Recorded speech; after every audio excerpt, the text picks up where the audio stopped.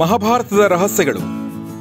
ಈ ಕಾರ್ಯಕ್ರಮದ ಪ್ರಾಯೋಜಕರು ಸಪ್ತಮ್ ತೈಲ, ಶುದ್ಧತೆಗೆ ಆದ್ಯತೆ.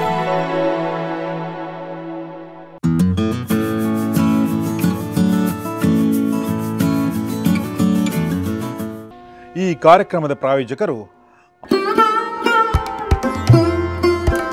ಆಶಿಕಾ ಅಗರಬತ್ತಿಗಳು, ಅತ್ಯುತ್ತಮ ಗುಣಮಟ್ಟದ ಸಂಕೇತ.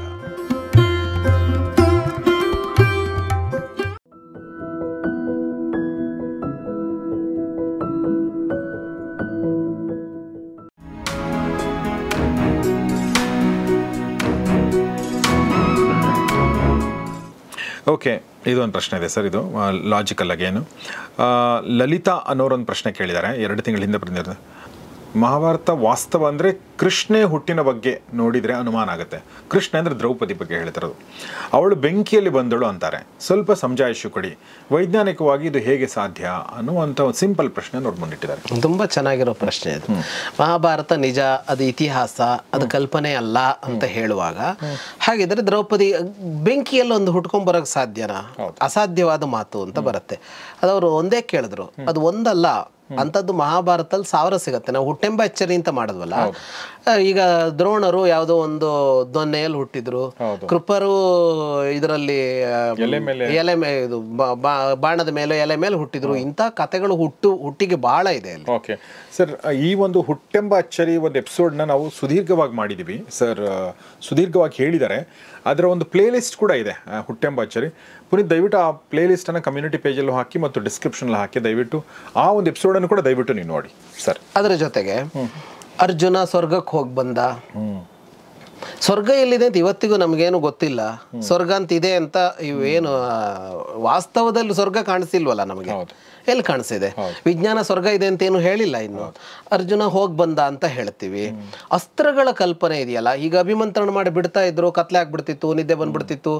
ಮಾಯಾ ಯುದ್ಧಗಳ ಅಷ್ಟು ಪ್ರಸ್ತಾಪ ಬರುತ್ತಲ್ಲ, ಇವು ಯಾವುವು ವಾಸ್ತವ ಅಂತ ಹೇಳೋದಕ್ಕೇನು ಬರೋದಿಲ್ಲ, ಇವತ್ತಿಲ್ಲ ಅಂತ. ವಾಸ್ತವ ಅಂದರೆ ನಾವು ಕಾಣ್ತಾ ಇಲ್ಲ, ವಿಜ್ಞಾನ ಇದನ್ನೆಲ್ಲ ಇದೆ ಅಂತ ಹೇಳಿಲ್ಲ ಅನ್ನೋದನ್ನು ವಾಸ್ತವ ಅಂತ ತಗೊಳ್ಳೋದಾದ್ರೆ, ಇಂಥದ್ದು 1000 ಉದಾಹರಣೆಗಳು ಮಹಾಭಾರತದಲ್ಲಿ ಸಿಗತ್ತೆ. ಅಷ್ಟೇ ಅಲ್ಲ, ಇನ್ನೂ ಮುಂದೋದ್ರೆ ಮಹಾಭಾರತ ದೇವರಿದ್ದಾನೆ, ದೇವರು ಅವನು ಹಂಗಿದ್ದಾನೆ ಹಿಂಗಿದ್ದಾನೆ, ಆ ಲೋಕ ಈ ಲೋಕ ಅಂತ ಇಷ್ಟು ಹೇಳತ್ತಲ್ಲ, ಎಲ್ಲಿ ಕಾಣಿಸಿದ ಅಂತ. ಈಗ ವಾಸ್ತವ ಅಂತ ತಗೊಂಡಾಗ, ಇವತ್ತು ದೇವರು ಸಿಕ್ಕಿದಾನಾ ಅಂತ ಕೇಳಿದರೆ, ದೇವರನ್ನು ನೋಡಿದೀಯಾ ಅಂತ ಕೇಳಿದರೆ, ಅವನು ಹೇಳ್ತಾನೆ ನಾನು ದೇವರನ್ನು ನೋಡಿದ್ದೀನಿ, ನನಗೆ ಅನುಭವ ಆಗಿದೆ ಅಂತ ಹೇಳೋದೇ ಹೊರತು, ನೀವು ಆ ತರಹದ ವಾಸ್ತವಕ್ಕೆ ಅದನ್ನು ತಂದು ನಿಲ್ಸೋಕ್ಕಾಗೋದಿಲ್ಲ. ಹಾಗಾಗಿ ಒಂದು ಏನು ಇಲ್ಲಿ ಅಂತ ಅಂದರೆ, ನಾವು ನಂಬದೆ ಅಂದರೆ ಒಂದು ನಂಬಿಕೆ, ಆ ನಂಬಿಕೆ ಇಲ್ಲದೆ ನಾವು ಎಷ್ಟೋ ಅಂಶಗಳನ್ನು ಬದುಕಿನಲ್ಲಿ ಒಪ್ಕೊಳ್ಳೋಕ್ಕಾಗೋದಿಲ್ಲ. ಈ ನಂಬಿಕೆಯೇ ಇಲ್ಲ ಅಂದರೆ ನಾವು ಪಕ್ಕ ನಿರೀಶ್ವರವಾದಿಗಳಾಗಬೇಕು. ನಿರೀಶ್ವರವಾದಿಗಳಾದಾಗ ಧರ್ಮ ಇಲ್ಲ, ಸಿದ್ಧಾಂತ ಇಲ್ಲ, ತತ್ವ ಇಲ್ಲ, ಮತ ಇಲ್ಲ, ಯಾವ ದೇವರು ಇಲ್ಲ. ಅದು ಹಿಂದೂ ದೇವರೋ, ಇಸ್ಲಾಮಿನ ದೇವರೋ ಅಥವಾ ಕ್ರಿಶ್ಚಿಯನ್, ಯಾವ ದೇವರು ಪ್ರೂವ್ ಆಗಿಲ್ವಲ್ಲ ಅಂತ. ಹಾಗೆ ಈ ನಂಬಿಕೆ ಅನ್ನೋದರ ಒಂದು ಆಧಾರದ ಮೇಲೆ ಬದುಕು ನಡೆಯುತ್ತೆ. ಅದನ್ನ ಇಟ್ಟುಕೊಳ್ಳದೆ ಇದ್ರೆ ಎಲ್ಲವೂ ಅವಾಸ್ತವ ಅಂತ ಅನ್ಸುತ್ತೆ. ಹಾಗಾಗಿ ದ್ರೌಪದಿಯ ಹುಟ್ಟು ಅಂತ ಮಾತ್ರ ಅಲ್ಲ, ಮಹಾಭಾರತದಲ್ಲಿ ದಿವ್ಯತೆಯನ್ನ ಹೇಳುವ ಎಷ್ಟೋ ಅಂಶಗಳಿವೆ. ಅವುಗಳನ್ನು ನಂಬಬೇಕು. ಇವತ್ತಿನ ಕಂಡೀಷನ್ನಲ್ಲಿ ನಂಬಬೇಕು ಅನ್ನೋದು ಬಿಟ್ಟರೆ ಅದನ್ನು ಮೀರಿದ್ದೇನು ನಮ್ಮ ಹತ್ರ ಇಲ್ಲ. ಆದರೆ ನಂಬುವುದಕ್ಕೆ ಬೇಕಾಗುವ ಅಂಶಗಳನ್ನು ಇವತ್ತು ಕಾಣಬಹುದು ಅಂತ. ಈಗ ಉದಾಹರಣೆಗೆ, ಸಂಜಯ ಎಲ್ಲೋ ನಡೆದಿದ್ದನ್ನು ನೋಡ್ತಾ ಇದ್ದ ಅನ್ನುವ ಪ್ರಶ್ನೆ ಬರುತ್ತೆ. ನೋಡೋಕ್ಕಾಗಲ್ಲ, ವಾಸ್ತವ ಅಲ್ಲ ಅಂತ ನಾವು ಹೇಳ್ತೀವಿ. ಅಂತಂದರೆ ಇಲ್ಲಿ ಗೌರಿಶಕ್ಕಿ ಸ್ಟುಡಿಯೋದಲ್ಲಿ ಒಂದು ಪ್ರೋಗ್ರಾಮ್ ಮಾಡಿದ್ವಿ ನಾವು. ಒಂದು ಮಗು ಕಣ್ಣಿಗೆ ಬಟ್ಟೆ ಕಟ್ಕೊಂಡು ಹೇಳೋ ಪ್ರೋಗ್ರಾಮ್ ಮಾಡಿದ್ವಿ. ಅವ್ರು ಹೇಳಿದ್ರು, ಆಚೆ ಕೋಣೆಯಲ್ಲಿ ಏನು ನಡೆಯುತ್ತೋ ಅದನ್ನು ಹೇಳಬಲ್ಲೆವು ಅಂತ ಹೇಳಿದ್ರು ಅವರು. ಅಂದರೆ ಇದೊಂದು ಸಾಧ್ಯತೆ ಇದೆ ಅಂತ ಹೇಳ್ತಾ ಇದೆ. ಈ ಸಾಧ್ಯತೆ ಇನ್ನೂ ಬೆಳೀತಾ ಹೋದಾಗ ಎಲ್ಲಿ ನಡೆಯೋದನ್ನು ನೋಡೋದಕ್ಕೆ ಸಾಧ್ಯ ಆಗಬಹುದು ಅಂತ ಒಂದು ಲಾಜಿಕ್ ಮಾಡ್ಬೋದು. ಈ ನಂಬಿಕೆಗೆ ಒಂದು ಲಾಜಿಕ್ ಹುಡುಕಬಹುದು ಅಂತ. ಹೀಗೆ ಇಂತಹ ಎಷ್ಟೋ ಅಂಶಗಳು. ಈಗ ಗಾಂಧಾರಿಯ ಗರ್ಭ, ಅದು ಮಾಂಸದ ಮುದ್ದೆ ಕೆಳಗೆ ಬಿದ್ದಿದ್ದು. ಮಾಂಸದ ಮುದ್ದೆ ಬಿದ್ದರೆ ಮಕ್ಕಳಾಗೋದು ಹೇಗೆ? ಅದು ಮಕ್ಕಳಾಗಿ ಪರಿವರ್ತನೆ ಆಗೋದು ಹೇಗೆ? ವ್ಯಾಸರು ಅದಕ್ಕೆ ಇದನ್ನು ಸಿಂಪಡಿಸಿದ್ರು, ಅದು 101 ತುಂಡುಗಳಾಯಿತು, ಅದನ್ನು ಘೃತಕುಂಭದಲ್ಲಿಟ್ಟರು, ಅದು ಬೆಳೆದು ಮಗುವಾಯಿತು ಅನ್ನೋದಿದೆಯಲ್ಲ, ಅದು ಅಲ್ಲೂ ಪ್ರಶ್ನೆ ಬರುತ್ತೆ ಇದೆ ಅಂತ, ಅಲ್ಲೂ ಪ್ರಶ್ನೆ ಬರುತ್ತೆ ಅಂತ. ಆದರೆ ಇಲ್ಲೆಲ್ಲ ಎಷ್ಟೋ ಅಂಶಗಳನ್ನು ವಿಜ್ಞಾನ ಇವತ್ತು ಪ್ರೂವ್ ಮಾಡಿದೆ. ಗರ್ಭದಿಂದ ಹೊರಗೂ ಒಂದು ಮಗುವನ್ನು ಬೆಳೆಸೋದಕ್ಕೆ ಸಾಧ್ಯ ಅಂತ ಕುರಿಗಳ ಮೇಲೆ, ಮೇಕೆಯ ಮೇಲೇನೋ ಪ್ರಯೋಗ ಮಾಡಿದ್ದಾರೆ ಅಂತ ನನಗೆ ಯಾರೋ ಹೇಳಿದ್ರು. ಅದಿದೆ ಅಂತ ದಾಖಲೆಗಳಿವೆ. ಅದರ ಅರ್ಥ ಏನು ಅಂದರೆ ಗರ್ಭಕೋಶದಿಂದ ಹೊರಗೂ ಹಾಗಿದ್ರೆ ಮಗುವನ್ನು ಬೆಳೆಸೋದಕ್ಕಾಗತ್ತೆ ಅನ್ನೋ ಅಷ್ಟನ್ನು ವಿಜ್ಞಾನ ಮಾತಾಡಿದೆ ಅಂತ ಅಂದಾಗ, ಹಾಗಿದ್ರೆ ಹಾಗಿದ್ದೊಂದು ಸಾಧ್ಯತೆ ಇದೆ ಅಂತ ಲಾಜಿಕ್ ಹುಡುಕಬಹುದು. ಅದನ್ನು ಹೊರತುಪಡಿಸಿದರೆ ನಾವು ಎಲ್ಲವೂ ಅವಾಸ್ತವ ಅಂತ ಹೇಳಬೇಕಾಗತ್ತೆ. ಎಲ್ಲಿಯವರೆಗೆ ಅಂದರೆ ನಾವು ದೇವರನ್ನು ನಂಬುತ್ತೇವೆ, ಯಾವುದೋ ಮತವನ್ನು ಅನುಸರಿಸ್ತೇವೆ, ಧರ್ಮವನ್ನು ಒಪ್ಪಿಕೊಳ್ತೇವೆ, ಅಲ್ಲಿಯವರೆಗೂ ಅದು ಅವಾಸ್ತವ ಆಗಿಬಿಡುತ್ತೆ. ಆಗ ನಾವು ಪಕ್ಕ ನಿರೀಶ್ವರವಾದಿಗಳಾಗಬೇಕಾಗತ್ತೆ. ಅದರಿಂದ ಇದಲ್ಲದ ಒಂದು ನಂಬುತ್ತೇವೆ ಅಂತ ಅಂದಾಗ ನಾವು ಇಂದ್ರಿಯಾತೀತವಾದದ್ದನ್ನೆಲ್ಲ ಒಪ್ಪಿಕೊಳ್ತೇವೆ. ಈಗ ನನ್ನನ್ನು ಕೇಳಿದ್ರೆ ನೀವು ಹೆಂಗೆ ಇದನ್ನೆಲ್ಲ ಒಪ್ಕೋತೀರಿ ಅಂತ ಕೇಳಿದರೆ, ಸೈಂಟಿಫಿಕ್ ಆಗಿ ಅಂತ ಇವತ್ತು ಸೈನ್ಸ್ ಯಾವುದನ್ನು ಪ್ರೂವ್ ಮಾಡಿದೆಯೋ ಅದರ ಆಧಾರದ ಮೇಲೆ ನಾನು ಒಪ್ಕೋತೀನಿ ಅಂತ ಹೊರಟ್ರೆ ನನಗಿದು ಯಾವುದನ್ನು ಒಪ್ಕೊಳ್ಳೋದಕ್ಕೆ ಸಾಧ್ಯ ಇಲ್ಲ. ನಾನು ಹೇಗೆ ಒಪ್ಕೋತೀನಿ ಅಂದರೆ, ನನಗಿಷ್ಟು ನಂಬಿಕೆ ಅಂತೂ ದೃಢವಾಗಿದೆ, ಇಂದ್ರಿಯಾತೀತವಾದದ್ದಿದೆ, ನಮಗೆ ದಕ್ಕದೇ ಇರೋದೊಂದಿದೆ, ನಮ್ಮನ್ನು ಮೀರಿದ್ದಿದೆ ಅಂತ ಅಂದಾಗ, ಮೀರಿದ್ದು ಎಷ್ಟು ವ್ಯಾಪ್ತಿ, ಅದು ಹೆಂಗಿದೆ, ಏನೆಲ್ಲ ಮಾಡೋಕ್ಕೆ ಸಾಧ್ಯ ಆಗತ್ತೆ ಅದಕ್ಕೆ ಅನ್ನೋದು ನಮಗೆ ಗೊತ್ತಿಲ್ಲ ಅಂತಂದಾಗ ಅದನ್ನು ಅಷ್ಟು ನಂಬ್ಕೊಂಡು ಹೋಗಬೇಕಾಗತ್ತೆ. ನಮಗೆ ಗೊತ್ತಿಲ್ಲ ಅಂತ ಅಂದ್ಕೊಂಡಾಗ ಅದು ಇಲ್ಲ ಅಂತಲೂ ಹೇಳೋಕ್ಕಾಗಲ್ಲ. ಹೌದು ಅಲ್ವಾ? ಹೌದು. ಸೊ ಎಷ್ಟೋ ವಿಚಾರಗಳು ಈಗ ಅಂದರೆ ಒಂದು ವಿಡಿಯೋ ನೋಡಿದಾಗ ನಮ್ಮ ಕಣ್ಣಿನ ಸಾಮರ್ಥ್ಯ ಕೂಡ, ಈಗ ನೋಡಿ ಕಣ್ಣಿನ ಎದುರುಗಡೆ ಎಷ್ಟೋ ಬ್ಯಾಕ್ಟೀರಿಯಾಗಳಿವೆ, ಇಲ್ಲಿ ನಮಗೆ ಕಾಣಲ್ಲ. ಅದು ನಾವು ಇದರಲ್ಲಿ ಟೆಲಿಸ್ಕೋಪಲ್ಲಿ ಸೂಕ್ಷ್ಮದರ್ಶಕದಲ್ಲಿ ನೋಡಿದಾಗ ಅದು ಕಾಣುತ್ತೆ. ಸೊ ಆ ಥರ ಜೊತೆಗೆ ಇನ್ನೂ ಒಂದು ಅಂದರೆ ಯಾವುದೋ ಒಂದು ವಸ್ತು ನಮಗೆ ಹೆಂಗೆ ಕಾಣುತ್ತೆ ಅಂತಂದರೆ, ಬೆಳಕು ಅದ್ರ ಮೇಲೆ ಬಿದ್ದು ಅದರ ರಿಫ್ಲೆಕ್ಷನ್ ನಮ್ಮ ಕಣ್ಣಲ್ಲಿ ಕಾಣುತ್ತೆ ಅಂತ. ಅಂದರೆ ಬೆಳಕಿನ ರಿಫ್ಲೆಕ್ಷನ್ ಆಗದೆ ಇದ್ದರೆ ಆ ವಸ್ತು ಇದ್ದರೆ ಅಕಸ್ಮಾತ್ ಕಾಣದೇ ಇಲ್ಲ ನಮಗೆ. ರಾತ್ರಿ ಕಾಣಿಸಲ್ವಲ್ಲ ನಮಗೆ, ಅವಾಗ ಇಲ್ಲ ಅಂತಲ್ಲ. ಸೊ ಹಾಗೆ ಇಂದ್ರಿಯಾತೀತವಾದ ಅನುಭವಗಳು ಮತ್ತು ವಿಚಾರಗಳು ಬಹುಶಃ ಮುಂದಿನ 100 ವರ್ಷಗಳಲ್ಲೋ ಅಲ್ವಾ ಎಲ್ಲವೂ ಕೂಡ ಪ್ರೂವ್ ಆಗ್ತಾ ಖಂಡಿತ ವಿಜ್ಞಾನ ಆ ಮಟ್ಟದಲ್ಲಿ ಹೋಗುತ್ತೆ, ಸಂಶಯ ಇಲ್ಲ. ಇದಕ್ಕೆ ಸರ್ ನಾವು ಬಹಳ ಗಮನಿಸಬೇಕಾದದ್ದು, ಈ ವಿಜ್ಞಾನಿಗಳಿದಾರಲ್ಲ ಅವರು ನಾನು ಕಂಡಿಲ್ಲ ಅಂತ ಮಾತ್ರ ಹೇಳ್ತಾರೆ, ಅವ್ರು ನಿರಾಕರಿಸೋಲ್ಲ ಯಾವುದನ್ನ. ಯಾಕೆಂದ್ರೆ ಅವರಿಗೆ ಸ್ಪಷ್ಟ ಇರೋದೇನು ಅಂದ್ರೆ ನೋಡಿ ಮುಗ್ದಿಲ್ಲ ಎಲ್ಲವನ್ನು ಅಂತ, ಏನಿದೆ ಅಂತ ಇನ್ನೂ ಪೂರ್ಣ ಸಿಕ್ಕಿಲ್ಲ ಕೈಗೆ ಅನ್ನೋದು ಗೊತ್ತಿರುವಾಗ ಇವತ್ತಿಗೆ ಇಷ್ಟೇ ಪ್ರೂವ್ ಆಗಿರೋದು ಅಂತ ಮಾತ್ರ ಹೇಳೋದು ಅಂತ. ಹಾಗಾಗಿ ನಮ್ಮಲ್ಲಿ ವಿಜ್ಞಾನಿಗಳು ಎಷ್ಟೋ ಜನ ದೈವ ಭಕ್ತರಾಗಿರ್ತಾರೆ, ಅದನ್ನು ಪ್ರಶ್ನೆ ಮಾಡ್ತಾರೆ ಎಷ್ಟೋ ಜನ, ನೀವು ವೈಜ್ಞಾನಿಕ ಮನೋಭಾವ ಅಂತಂದ್ರೆ ನೀವು ದೇವರನ್ನು ನಂಬಾರದು ಅಂತ. ಅಲ್ಲ, ನನಗನ್ಸೋದು ಅದು ಪ್ರಾಮಾಣಿಕ ಅಂತ. ಅವನಿಗೆ ಗೊತ್ತಿದೆಯಲ್ಲ, ಯಾಕೆಂದ್ರೆ ವಿಜ್ಞಾನಿ ಒಬ್ಬನಿಗೆ ಅವನಿಗೆ ಮೊನ್ನೆ ಗೊತ್ತಿಲ್ಲದೆ ಇದ್ದಿದ್ದು ಇವತ್ತು ಗೊತ್ತಾಯ್ತಲ್ಲ, ಸಂಶೋಧನೆ ಮಾಡ್ದ ಅಂದ್ರೆ ಅರ್ಥ ಏನು, ಅವನಿಗೆ ನಿನ್ನೆವರಿಗೆ ಗೊತ್ತಿರಲಿಲ್ಲ ಅದು ಅಂತ. ಹಾಗಾಗಿ ಅವನಿಗೆ ಅದು ಪಕ್ಕಾ ಇದೆ ಏನು ಅಂದ್ರೆ ನನಗೆ ಗೊತ್ತಿಲ್ಲದೆ ಇರೋದಿದೆ ಅನ್ನೋದನ್ನ ವಿಜ್ಞಾನ ಒಪ್ಕೊಳ್ಳುತ್ತೆ, ವಿಜ್ಞಾನಿಯೂ ಒಪ್ಕೊಳ್ತಾನಲ್ಲ.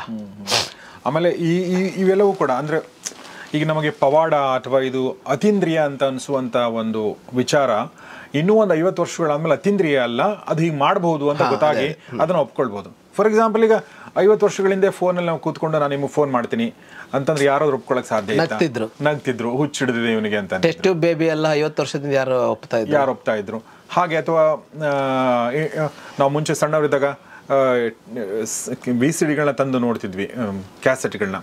ಓಕೆ, ಅದನ್ನ ತಂದು ಅದನ್ನ ಎಲ್ಲ ಜನ ಸೇರ್ಕೊಂಡು ಅದೇ ಒಂದು ಸಂಭ್ರಮ. ಆ ಟೈಮಲ್ಲಿ ನಮಗೆ ಮನೇಲಿ ಹಿಂಗೆ ಬಟನ್ ಓದಿದ್ರೆ ಸಾಕು, ಎಲ್ಲ ಜಗತ್ತಿನ ಎಲ್ಲ ಸಿನಿಮಾಗಳು OTT ಮೂಲಕ ಬರ್ತಾವಂತ ಏನು ಗೊತ್ತಿತ್ತು. ಸೊ ಹಾಗೆ ಅಂದರೆ ತುಂಬ ಸಿಂಪಲ್ ವಿಚಾರಗಳು ಇದೆ, ತುಂಬ ಗಹನವಾದ ವಿಚಾರಗಳಿದೆ ಸರ್. ಇಲ್ಲಿ ನಾವು ಇದೆಲ್ಲ ಒಂದು ಡಿಸ್ಕ್ಲೈಮರ್ ಕೊಡ್ತಾನೆ ಹೋಗ್ಬೇಕು ಏನು ಅಂತ ಅಂದರೆ, ಇದೆಲ್ಲದರ ಅರ್ಥ ಹಾಗೆ ಇದೆ ಏನೋ ಆಯ್ತು ಏನೋ ಮಾಡ್ತೀನಿ ಅಂತ ಎಲ್ಲರೂ ಹೇಳಿದ್ದನ್ನು ಒಪ್ಪಬೇಕಾಗಿಲ್ಲ ಅಂತ. ಮೌಢ್ಯ ಎಲ್ಲಿ ಬೆಳೆಯುತ್ತೆ ಅಂದ್ರೆ ಇದನ್ನು ಇಟ್ಕೊಂಡು ಜಗತ್ತು ಯಾವುದನ್ನು ನೋಡೋಕ್ ಸಾಧ್ಯ ಇಲ್ಲ ಅಂತದ್ದು ಕೂಡಲೇ ನಾನೇನೋ ನೋಡಿದ್ದೀನಿ ಅಂತ ನಾನು ಹೇಳ್ಬಿಡೋದು, ನಾನು ನಾಳೆ ಬೆಳಗ್ಗೆಯಿಂದ ಶುರು ಮಾಡ್ಬಿಡೋದು. ಇಷ್ಟು ಫಾಲೋವರ್ಸ್ ಇದಾರಲ್ವ ನನಗೆ, ನಾನು ದೇವರನ್ನು ನೋಡಿದೆ, ಇನ್ನೊಂದು ನೋಡಿದೆ, ಹಂಗೆ ಮಾಡಿದೆ, ನಾನು ಹಿಂಗೆ ಮಾಡಿದ್ರೆ ಹಿಂಗಾಗುತ್ತೆ ಅಂತ ನಾನು ಶುರು ಮಾಡ್ಕೊಂಡು ಬಿಟ್ರೆ ಅದನ್ನೆಲ್ಲ ನಂಬೇಕಾಗಿಲ್ಲ, ಮೌಢ್ಯಗಳನ್ನೆಲ್ಲ ನಂಬೇಕಾಗಿಲ್ಲ. ಒಂದು ಸಾಮಾನ್ಯ ಲಾಜಿಕ್ಕಾರು ಬೇಕು, ಏನೋ ಒಂದು ಬೇಕು, ಅಥವಾ ಎಲ್ಲೋ ಹಿಂದೊಂದು ಅದಕ್ಕೊಂದು ದಾಖಲೆಗಳಿರಬೇಕು, ಒಂದು ಗ್ರಂಥೋಲ್ಲೇಖಗಳಾದರೂ ಇರಬೇಕು ಅಂತ ಏನೋ ಒಂದಿಷ್ಟು ಇಲ್ಲದೆ ಇದರ ಅರ್ಥ ನೀವು ಹೇಳಿದ್ದನ್ನೆಲ್ಲ ಕುರುಡಾಗಿ ನಂಬಿ ಅಂತ ಅಲ್ಲ, ಅಥವಾ ಮೂಢನಂಬಿಕೆಗಳನ್ನ ಬದುಕಿನಲ್ಲಿ ಅಳವಡಿಸ್ಕೊಳ್ಬೇಕು ಅಂತ ಖಂಡಿತವಾಗಿಯೂ ಅಲ್ಲ. ಒಂದು ಗೆರೆ ಇದೆ ಇಲ್ಲಿ, ಅಂದ್ರೆ ಮೌಢ್ಯಕ್ಕೂ ಈ ನಂಬಿಕೆಗೂ ಮೂಢನಂಬಿಕೆಗೂ ನಾವು ನಂಬ್ತಾ ಇರೋದಕ್ಕೂ ಒಂದು ಗೆರೆ ಇದೆ. ಈ ಎಷ್ಟೋ ಮೂಢನಂಬಿಕೆ ಅಂತ ಇವರು ಪಟ್ಟಿ ಕೊಡ್ತಾರಲ್ಲ, ನಂದು ಓಟ್ ಇದೆ ಅದಕ್ಕೆ. ಅದು ಮೂಢನಂಬಿಕೆಗಳೇ ಎಷ್ಟೋ. ಈಗ ಇದನ್ನೆಲ್ಲ ಬೇರೆ ಥರದಲ್ಲೂ ಮಾಡಿ ತೋರ್ಸೋದು ಸಾಧ್ಯ, ನಾನು ಪವಾಡ ಮಾಡ್ತೀನಿ ಅಂತ ಪ್ರೂವ್ ಮಾಡೋದಿದೆಯಲ್ಲ, ಮಾಡೋಕ್ಕೆ ಸಾಧ್ಯ ಇರೋದು ಹೌದು. ಹಾಗಾಗಿ ಹಾಗೆ ಮಾಡಿದವರೆಲ್ಲ ಪವಾಡ ಮಾಡಿದ್ರ, ಅತೀಂದ್ರಿಯವಾಗಿ ಮಾಡಿದ್ರ ಅಂದರೆ ಇಲ್ಲ, ಇಂದ್ರಿಯಗಳನ್ನು ಬಳಸ್ಕೊಂಡು ನಮ್ಮ ಕಣ್ಣಿಗೆ ಮೋಸ ಮಾಡಿರ್ಬೋದು. ಇದು ಸಾಧ್ಯ, ಯಾಕೆಂದರೆ ಮನುಷ್ಯನಿಗೆ ಮೋಸ ಮಾಡುವ ಬುದ್ಧಿ ಅದು ಯಾವತ್ತಿಂದಲೂ ಇದೆ, ಸ್ವಾರ್ಥಕ್ಕಾಗಿ. ಆದ್ದರಿಂದ ಇದನ್ನ ಬಳಸಿಕೊಂಡು, ಕಾಣದ್ದು ಇದೆ ಅನ್ನುವ ಒಂದು ಲೈನನ್ನು ಬಳಸಿಕೊಂಡು ಜಗತ್ತು ಮೋಸ ಮಾಡಬಹುದು. ಆ ಎಚ್ಚರಿಕೆಯೊಂದಿಗೆ ನಂಬೋಣ. ಭಾಳ ಬ್ಯೂಟಿಫುಲ್ ಆಗಿ ಸರ್ ಹೇಳಿದ್ರು. ನಂಗೆ ಇವ್ರು ಹೇಳ್ತಿರ್ಬೇಕಾದ್ರೆ ಕೃಷ್ಣನ್ ನೆನಪಾಯ್ತು. ಕೃಷ್ಣ ತನ್ನೆಲ್ಲ ಭಗವದ್ಗೀತೆ ಎಲ್ಲ ಪ್ರವಚನವನ್ನು ಅಥವಾ ಉಪದೇಶವನ್ನು ಕೊಟ್ಟ ಮೇಲೆ ಏನು ಹೇಳ್ತಾನೆ ಅಂತಂದರೆ, ಇದು ನನಗೆ ಈ ಸಂದರ್ಭದಲ್ಲಿ ಅನಿಸಿದ್ದು, ನಿನಗೂ ಸರಿ ಅನಿಸಿದ್ರೆ ಫಾಲೋ ಮಾಡು. ಹೌದು, ವಿಮರ್ಶಯಿತ ದಶೇಷೇಣ ಯಥೇಚ್ಛಸಿ ತಥಾಕುರು ಅಂತಲೇನೆ. ನೀನು ವಿಮರ್ಶೆ ಮಾಡ್ಕೋ, ಆಮೇಲೆ ನಿನಗೆ ಯಾವ ನಿರ್ಣಯ ಬರುತ್ತೋ ಅದನ್ನು ಅನುಸರಿಸು. ಸೊ ಇದರಷ್ಟು ಡೆಮೊಕ್ರೆಟಿಕ್ ಆಗಿರುವಂಥ ಬೇರೆ ಯಾವುದೂ ಇಲ್ಲ ಅನ್ಸುತ್ತೆ. ಇಷ್ಟೆಲ್ಲ ಹೇಳಿದ ಮೇಲೂ ಕೂಡ ಈ ವಿಚಾರಗಳು ಕೂಡ ನಿಮಗೆ ಸರಿ ಅನಿಸ್ಲಿಲ್ಲ ಅಂದರೆ ನೀವು ಇದನ್ನು ಫಾಲೋ ಮಾಡಬೇಡಿ. ಅಂದರೆ ಅಷ್ಟೇ ಫಾಲೋ ಮಾಡಬೇಡಿ ಅಂದರೆ ಇದು ನಂಬೇಡಿ ನೀವು. ಇಲ್ಲ, ನಿಮ್ಗೆ ನಂಬಬೇಕು ಅಂತ ಅನ್ಸುತ್ತೆ ನಂಬಿ ಅನ್ನೋದು ಆ ಒಂದು ಆಮೇಲೆ ನನಗನ್ಸುತ್ತೆ ಸರ್ ಹೇಳಿದ್ರಲ್ಲ, ಈಗ ಯಾರೋ ಬಂದು ಈ ಥರ ಮಾಡಿ ಅಂಥವ್ರ ಲಕ್ಷಣ ಏನು ಅಂತಂದರೆ, ಅಂದರೆ ಏನೋ ಮಾಡ್ಕೊಂಡು ಬಂದು ನನ್ನ ಹತ್ರ ಈ ಶಕ್ತಿ ಇದೆ, ನೀವು ಹಿಂಗೆ ಮಾಡಿ ಅಂಥವ್ರ ಲಕ್ಷಣ ಏನು ಅಂತಂದರೆ, ಅವರು ಇದೇ ಸತ್ಯ, ಇದನ್ನೇ ನಂಬಿ ಅಂತ ಹೇಳ್ತಾರೆ ಹೊರತು ನಿಮ್ಗೆ ಅನ್ಸಿದ್ ಮಾಡಿ ಅಂತ ಹೇಳಲ್ಲ ಅವರು. ಹೌದು ಅಲ್ವಾ? ಹೌದು ಹೌದು. ಯಾಕಂದ್ರೆ ಅವ್ರಿಗೆ ಲಾಸ್ ಆಗುತ್ತೆ ನೀವು ನಿಮ್ಗೆ ಅನ್ಸಿದ್ ಮಾಡಿ ಅಂತ. ಯಾರು ನಿಮ್ಗೆ ಅನ್ಸಿದ್ ಮಾಡಿ, ನಾವು ಇದನ್ನ ಹೇಳ್ತಾ ಇದೀವಿ, ನಿಮ್ಗೆ ಅನ್ಸಿದ್ ಮಾಡಿ ಅಂತಂದ್ರೆ ಅವರಿಂದ ಅದರಿಂದ ಏನು ದುರುದ್ದೇಶ ಇಲ್ಲ ಅಂತ ಅರ್ಥ. ಆಮೇಲೆ ಇನ್ನೂ ಒಂದು, ಈ ಮಹಾಭಾರತ ರಾಮಾಯಣ ಅಂತ ಅಂದಾಗ ಒಂದು ವಿವರಣೆ ಏನಿದೆ ಅಂತಂದ್ರೆ, ನಾನಂತೂ ಅದನ್ನು ಮುಕ್ತವಾಗಿ ಹೇಳ್ತೀನಿ. ಒಂದು, ಇದನ್ನು ನಂಬುತ್ತೀನಿ, ಇದು ವಾಸ್ತವ ಅಂತ ನಂಬುತ್ತೀನಿ ಅಂತ ಇದಿಷ್ಟನ್ನು ನಂಬಿಕೊಂಡು ರಾಮಾಯಣ ಮಹಾಭಾರತವನ್ನು ಕೇಳೋದು, ಬದುಕಿಗೆ ಅಳವಡಿಸಿಕೊಳ್ಳೋದು ಅನ್ನೋದು ಒಂದು.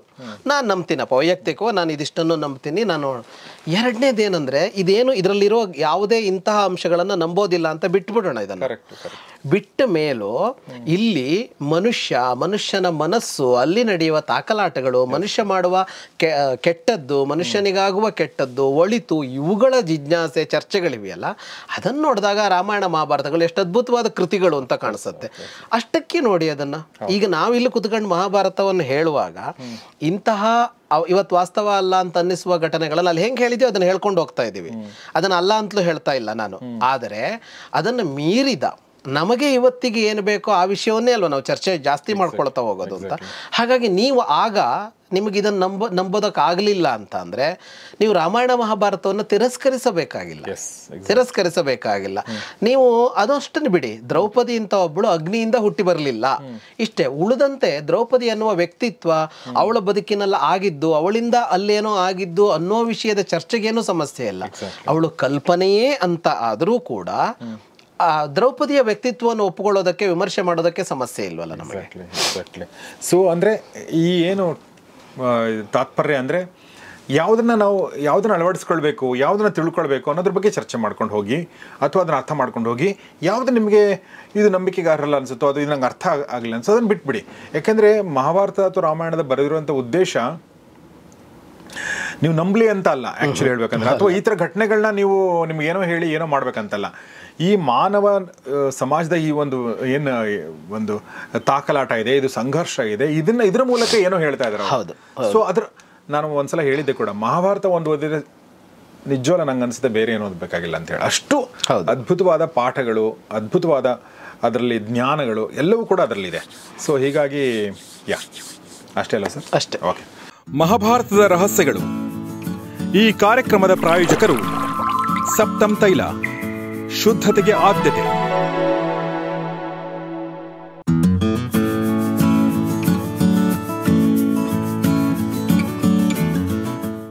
ಈ ಕಾರ್ಯಕ್ರಮದ ಪ್ರಾಯೋಜಕರು ಆಶಿಕಾ ಅಗರಬತ್ತಿಗಳು, ಅತ್ಯುತ್ತಮ ಗುಣಮಟ್ಟದ ಸಂಕೇತ.